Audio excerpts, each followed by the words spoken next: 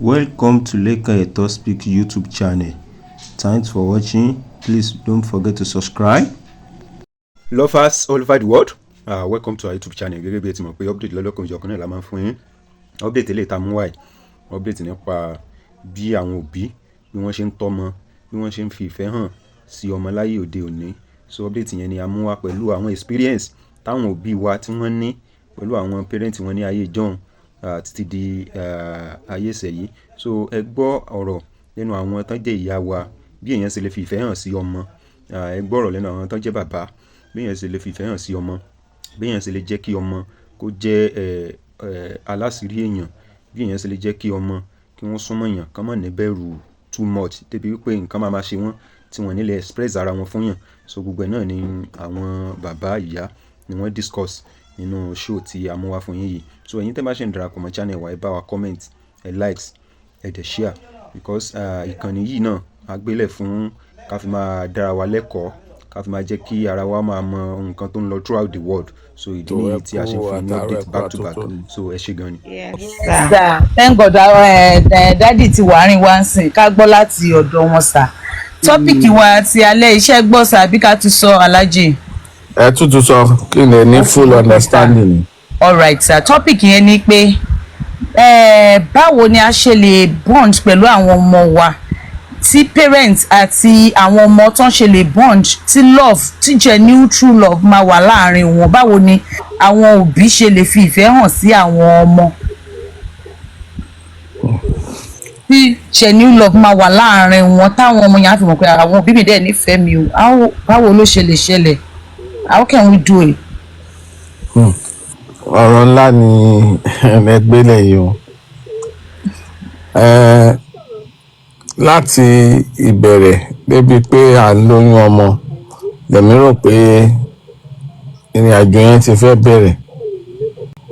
Ìgbà tíyàwó bá ti lóyún, ká bẹ̀rẹ̀ ojúṣe wa láti ibi obìnrin lọ antenatal clinic. Bóyá a fẹ́ gbé lọ ni, bóyá a fẹ́ fún lówó mọ́tò ni. Tí wọ́n bá bímọ at early stage ní bond tí ń bẹ̀rẹ̀. You have to be part of the life of that child if you really want to bond with them.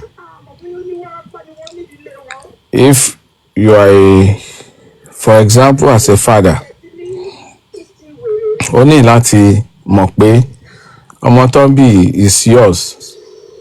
Or you should be able to support your wife. Àwọn ìgbà tóbìnrin máa ní postpartum crisis, you should be able to assist. By doing all this, you are creating a bond between you and your child. Débi tí ọmọ fẹ́ bẹ̀rẹ̀ léwe. I remember those days, my son on my neck ni ọmọ mi ò fẹsẹ̀ rìn lọ sí school, máa ń gbé nǹkan lọ́rùn ní pre-nursery ẹ̀ tó fi wọ nursery. Ìgbà tó dé nursery 2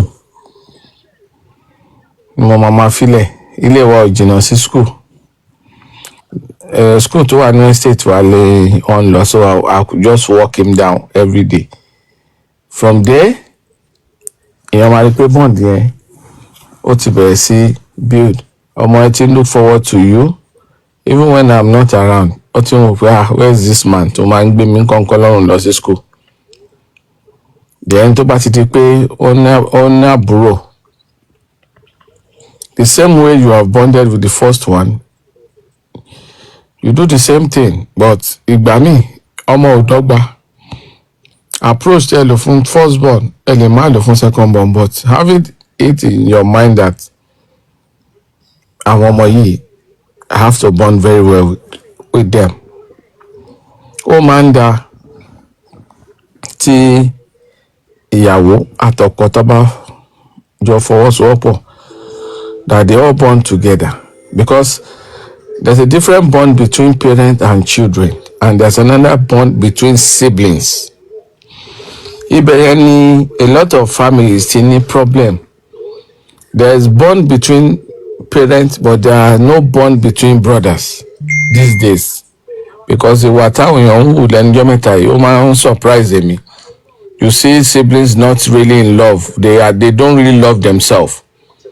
Wọ́n máa ṣe àwọn nǹkan míì tẹ́ lè believe pé ṣé bro mi ló ṣe nǹkan yìí, ṣé ẹ̀gbọ́n mi ló ṣe nǹkan báyìí fún mi.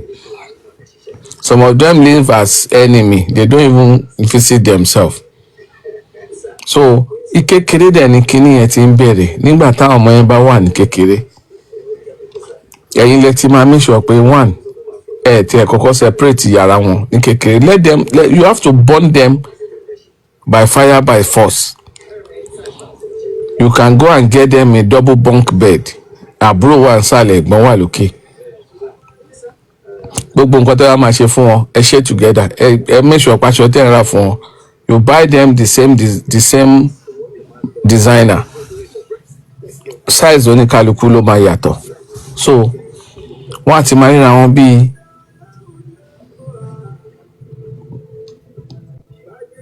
bí partner, bí my brother, my brother obìnrin náà ni obìnrin sóbìnrin náà ni pé they will be best of friends. Aláṣírí náà máa jẹ́ fúnra wọn.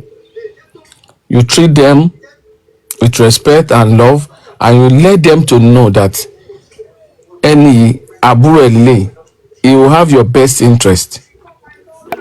O gbọ́dọ̀ lè confine nínú ẹ̀ ju ara àta lọ. You have to be telling your children like that pé àwọn eléyìí ò ní parọ́ fún ẹ̀gbọ́n ẹ̀ lélẹ́yìí o, àbúrò ẹ̀ lélẹ́yìí ò lè fọ̀rọ̀ lélẹ́yìí o. Then you allow them to mix freely by eating together, doing so many things together. Wọ́n á ti use mọ́ra wọn. Wọ́n á ti short. Wọ́n á ti di 5 and 6. By the time tó bá máa dàgbà, they will look after each other. Kò ní sí wọn ní wà bí ọmọ ìyá Hausa, because we have a lot of ọmọ ìyá Hausa níta nísìn that you cannot believe what bro is doing for ẹ̀gbọ́n, what ẹ̀gbọ́n is doing for àbúrò. Ọlọ́run má jẹ́ kí ọyàn wa korò. Ká make sure pé ká wà intentional by raising the kids. Tá bá ní kó ṣe fúnra wọn, wọ́n lè má ṣe to our satisfaction. Wọ́n lè máa rò pé it's my brother. Ọmọ mi kékeré ló fẹ́ ní kíní ẹ̀ mú fún kó fẹ́ máa wà independent, kò fẹ́ máa bẹ́gbọ́n ẹ̀ ṣe. And I call him and told him kí ló dé? Ó ní ló bá ti róhun ní school. Ó máa ń snob òun. Mo ní yes, is your big brother. Age difference yín pọ̀, ẹ̀gbọ́n ẹ̀ ló tọ̀, but ó mọ̀ pé òun senior class ló wà. Ó ní àwọn ọ̀rẹ́ pé wọ́n máa ń look down on òun. Mo ní it's not they are not your mates. Ìyẹn wà ní kó máa sá fún ẹ̀gbọ́n ẹ̀, kó máa súnmọ́. Tí o bá ti rí pé kò sí pẹ̀lú àwọn ọ̀rẹ́, go and meet him. Mo tún kọ́ sí ni pé go and ask him for money, let him give you money. Ìyẹn á sọ fún mi ní pé ó ń disturb òun, ó ní pé ó tọrọ owó lọ́wọ́ máa ní. Ṣé ó lè bá mi take care ọmọ mi? You know, èmi ni mò ń kọ́ sí. I can give him extra money. Pé okay, tó bá ti bèrè lọ́wọ́ ẹ̀, ìwọ náà fún you a big brother. Tẹ́ bá ṣe bẹ́ẹ̀ bọ́ ṣe máa dàgbà nìyẹn. Màá fẹ́ fún yín ní example kan. Nígbà tí mọ̀mísí àwọn Afọláyan kú, before the mother died, Kúnlé Afọláyan àti ẹ̀gbọ́n ẹ̀, they were not in talking terms. Wọ́n ń sọ̀rọ̀ rárá tí ò yẹ kó rí bẹ́ẹ̀. Ìgbà tí màmá yẹn kú, ìjọ bẹ́rẹ̀ màmá yẹn ni mo mọ̀ pé spirit màmá yẹn ni òsùn ló lọ touch àti Kúnlé láti lè speak up. Ẹ̀gbọ́n ẹ̀ dẹ̀ dìde, ó dẹ̀ lọ embrace ẹ̀. In short, it was so emotional. Ọmọkùnrin for that matter, kí ọ̀nà ọmọkùnrin, àwọn ọmọ ògo bẹ́ẹ̀ kọ́ máa jà, kọ́ máa jọ wà. Ó ń ṣẹlẹ̀ káàkiri. So parents need to pay attention. Tẹ́ bá ti rí bá ọmọ yẹn ṣe ń ṣe, tí ó bá fẹ́ sí ìfẹ́ láàrin wọn, you have to address the situation. Mo dẹ̀ fẹ́ fàsìkò yìí sọ fún àwọn mothers, àwọn ìyá tó máa ń jẹ́ kí tó máa ń show love openly, tó máa ń fẹ́, ìgbà míì àwọn ìyá ló máa ń fẹ́ create enmity láàrin àwọn ọmọ or bàbá ń gbà míì. Ó ti like ẹ̀gbọ́n ju àbúrò lọ, kò dẹ̀ mọ̀ bó ṣe lè manage. Ó ti wá show ẹ̀, àbúrò ti rí pé dáàdì mi ò like mi, ẹ̀gbọ́n mi náà like, or àbúrò mi ni dáàdì mi like. As a parent, a gbọ́dọ̀ mọ̀ bá ṣe máa wà in between. A gbọ́dọ̀ wà indifferent. Lójú àwọn ọmọ yẹn, a gbọ́dọ̀ jẹ́ kó mọ̀ lóòótọ́ àwọn ọmọ yẹn máa ń dùn wá nú jura wọn lọ. Ọmọ mi báyìí ó máa dùn ẹnu gbogbo ìgbà ni, mi dẹ̀ máa ní challenge, ó máa fún ẹ challenges. Ìyẹn wà ní pé ká jẹ́ kó mọ̀ pé àbúrò tó ń dùn ẹnu yẹn or ẹ̀gbọ́n tó ń dùn ẹnu yẹn ò ní favourite. Don't show any of the child that they are favourite. Just tell them, torí tó bá bí mi ọmọ mi ti bèèrè lọ́wọ́ mi mo ní you have the same way ni mo ṣe rí lọ́kàn mi o. The way I cannot do without you, I can't do without your brother. So I don't know ẹni tí mo like jù kékeré ló wá bá mi pé ó dà pé mi like ẹ̀gbọ́n òun jù pé òun ni mọ́mí òun like. Mo ní irọ́ ni o, mọ́mí òun like ẹ jù lọ, irọ́ ni o, bákan náà ni o. Ṣé o rí pé tó bá so oúnjẹ fún yín àbùtì ẹ tó bá fún ẹ ló fún ẹ ń fún òun. Ṣé tí wọ́n bá ra aṣọ ṣé wọ́n ra tiẹ̀ fún ni? Mo ní don't get it twisted o, we love you equally. So mo disabuse mind ẹ lẹ́sẹ̀kẹsẹ̀ because bóyá carelessness kan ti wáyé lára mi or lára màmá wọn tó ti fẹ́ máa read meaning. He quickly erase it from his mind and encourage them to be there. Watch out for your brother. Ndí máa ń sọ fẹ́ gbọ́n ẹnìyẹn ní school, take care of him. Bí mo ṣe máa ṣe tí bá wà bẹ́ẹ̀ èmi ò sí bẹ́ẹ̀ wọ lójú mi, take care of your brother. So mo dẹ̀ mọ̀ pé tó bá máa fi dàgbà bond yẹn máa wà ń bẹ̀ fún ọ. So káwọ òbí ká gbìyànjú láti ká máa jẹ́ kí àwọn ọmọ wa kán bond dáadáa. Ẹ wo this story in the Bible bí àwọn ẹ̀gbọ́n Joseph wọ́n ṣe lọ ta dànù sóko ẹrú because of hatred and the prophecy. So gbogbo àwọn nǹkan ẹ ní ká máa jẹ́ kó guide wa, ká máa monitor relationship àwọn ọmọ wa, bó ṣe ń bára wọn sọ̀rọ̀, bó ṣe ń relate. They should be able to share a lot of things. Ìgbà míì mo lè sọ fún ẹ̀gbọ́n pé jẹ́ kó lọ clip eye, I want to see his reaction and okay go and take it. So tí nǹkan bá ti ń pa wọ́n pọ̀ dáadáa, so love yẹn máa kàn wáyé naturally ni. At the end of the day adẹ́rìí pé wọ́n máa bond dáadáa. So that's the little thing I can just say.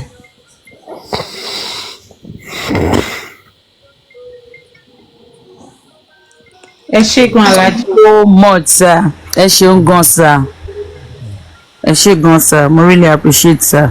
Yes ma. Is there anyone that want to send request? Tántọ́lá ti sùn ni. Wọ́n á gbé fóònù sẹ́gbẹ̀ẹ́, wọ́n á dẹ̀ ti sùn tí wọn. Wọ́n á sùn lọ. So my little contribution díẹ̀ púpọ̀ nínú ọ̀rọ̀ tí mo fẹ́ sọ gan ni Alhaji iṣẹ́ sọ tó ń sìn. Ṣé à ń gbọ́ mi? À ń gbọ́ yín. Ṣé rí kínní ìfẹ́ ní àárín òbí sí ọmọ, mo fẹ́ lè sọ pé ní agboolé ibi tí ìfẹ́ bá ti wà láàrin lọ́kọ-láya láti bẹ̀rẹ̀ foundation tán bá fi bẹ̀rẹ̀ ìfẹ́ wọn náà máa fi bọ́mọ rìnrìn àjò ìfẹ́ yẹn náà.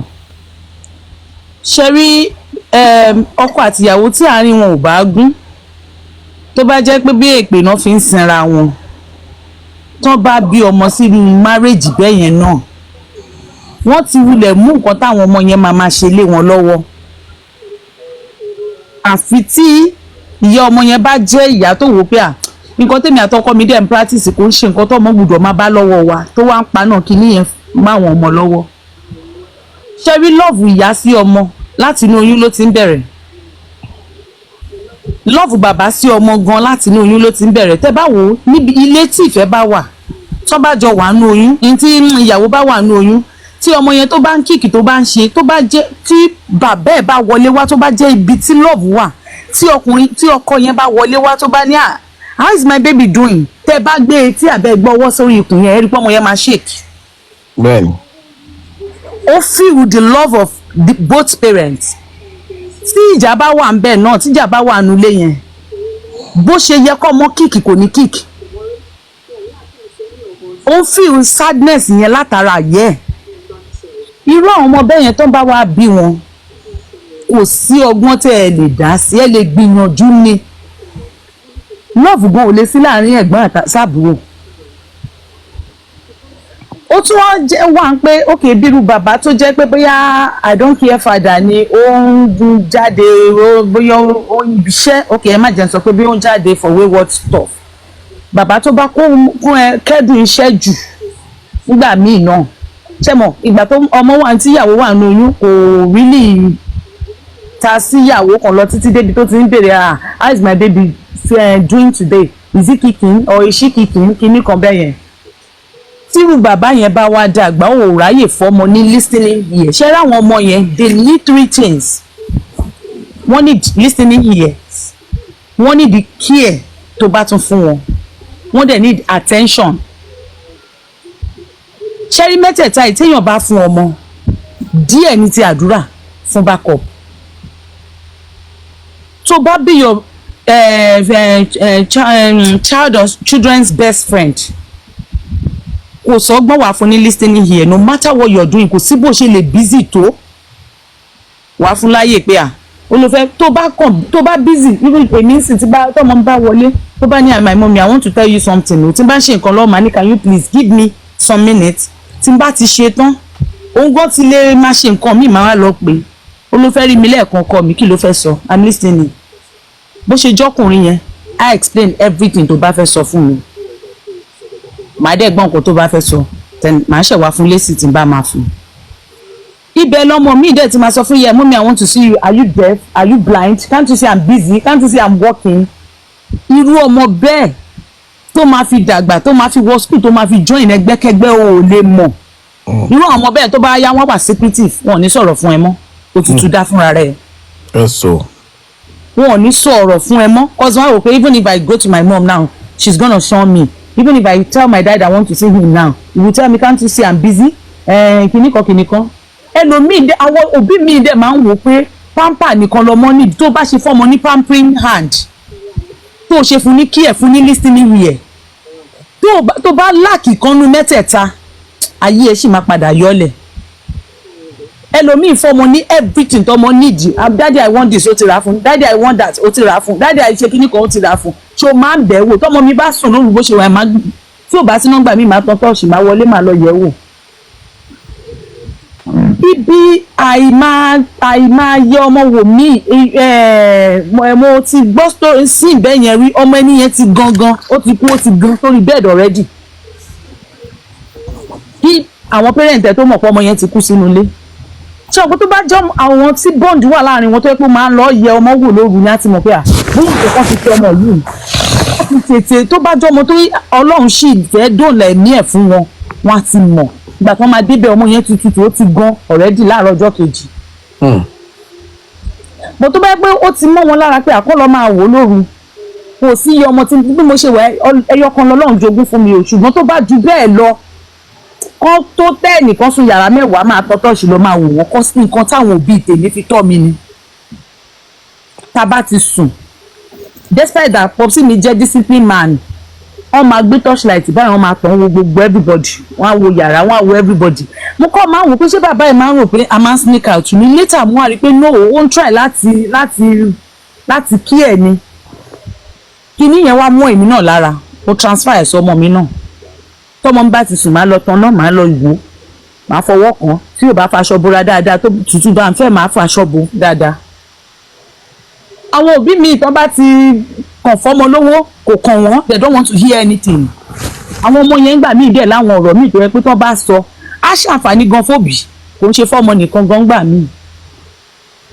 ó kí ẹ wúrú àwọn ọmọ bàbá àti ìyá pẹ̀lú ọmọ tó dé láti abroad wọ́n ti wá fi èdè kọ́ ọmọ yẹn ní ọ̀hún kan tó dé àwọn tí wọn gbàgbé ilé tán máa ń kọ́ ọmọ lédè kọ́ ọmọ láṣà àwọn yìí ni tó bọ́n ṣe dé wọ́n fẹ́ wá ṣe tòkú ni bọ́n ṣe wá dé ọmọ yẹn àwọn fámílì ò mọ̀ pé ọmọ yẹn gbédè wọ́n ti wá sọ létí àwọn ọmọ yẹn.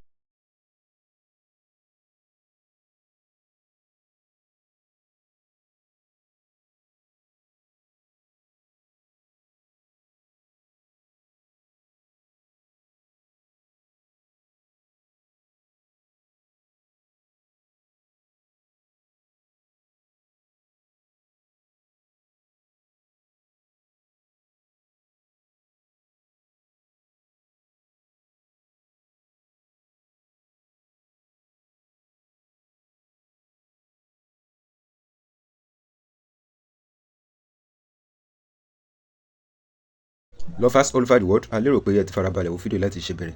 Tẹ́ bá farabalẹ̀ wò, kí ni opinion tiyín nípa nǹkan tí àwọn èèyàn sọ nípa bí èèyàn ṣe lè súnmọ́ ọmọ, bí èèyàn ṣe lè guide ọmọ, bí èèyàn ṣe lè jẹ́ kí ọmọ ó mọ̀ wípé òbí ni òbí ó máa jẹ́, bí èèyàn ṣe lè má jẹ́ kí ọmọ hùwàkiwà ní society. So gbogbo ẹ̀ náà ni àwọn ẹni yìí náà ti discuss, lẹ́yìn náà dẹ̀ ti gbọ́. So ẹ jẹ́ ká mọ̀ opinion tiyín lọ́dà comment section. So we love you all. Thanks for watching.